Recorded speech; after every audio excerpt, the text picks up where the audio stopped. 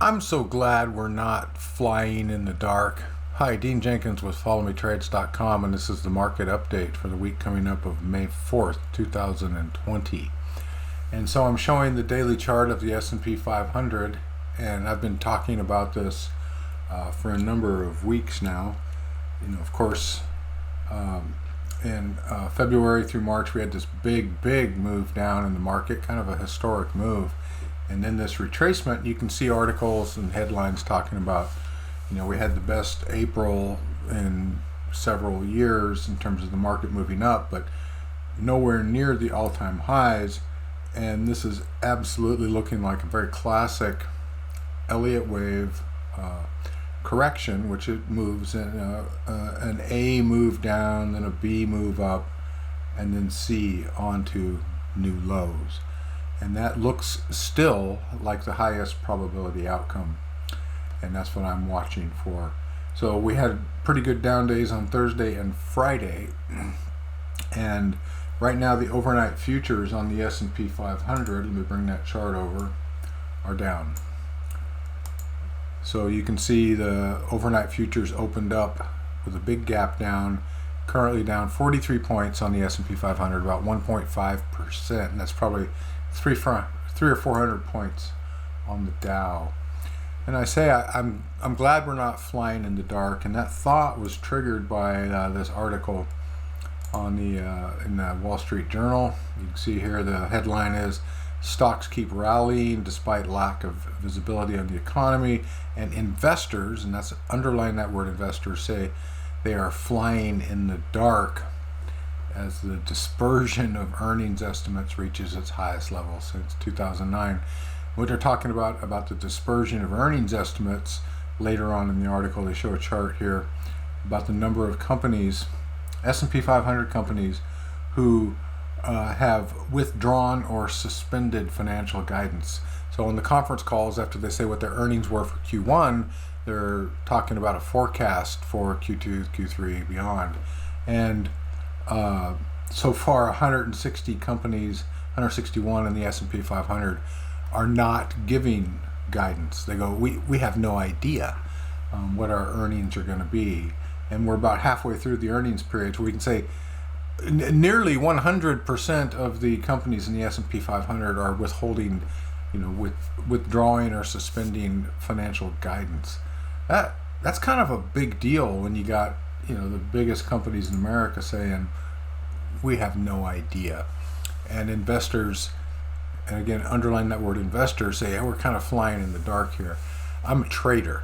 I am not an investor. Investors try to do the Warren Buffett thing, look for value, buy low, hold for a long time.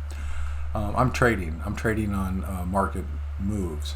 And so investors are saying we're flying in the dark. We have no idea what earnings are going to be, how big the impact's going to be, and the market might go down. If you're an investor, you really have only two choices, and that is, buy stocks and hold them, or if you hold them already, sell them. And I don't really like to be limited in that way. When the market's going down, I actually like to sell short or buy put options and profit from a down move in the market. And you can see year-to-date 2020, we're having a stellar year, our best year in a long time, and we're only 4 months in. We're up 36% in profit. And as of this snapshot, middle of April, the indexes were down pretty significantly.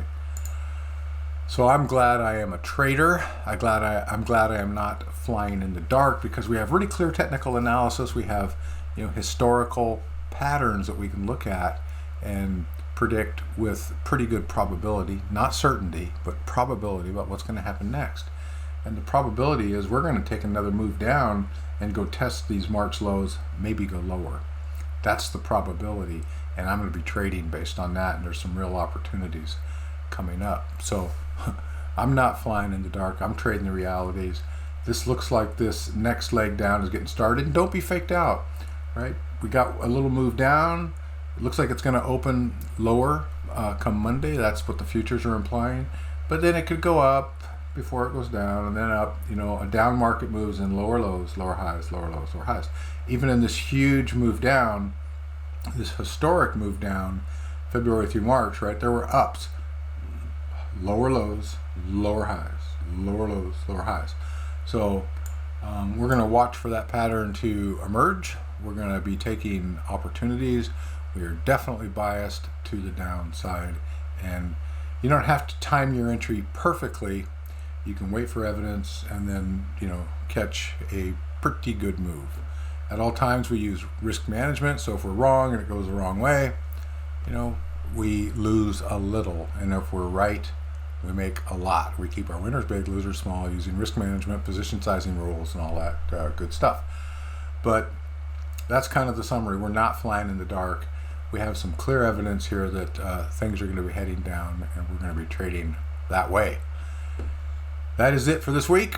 And as always, send your questions, your comments, your feedback. I welcome them. I try to respond to every question, comment, or bit of feedback that I get. All right, thanks. Catch you on the next one.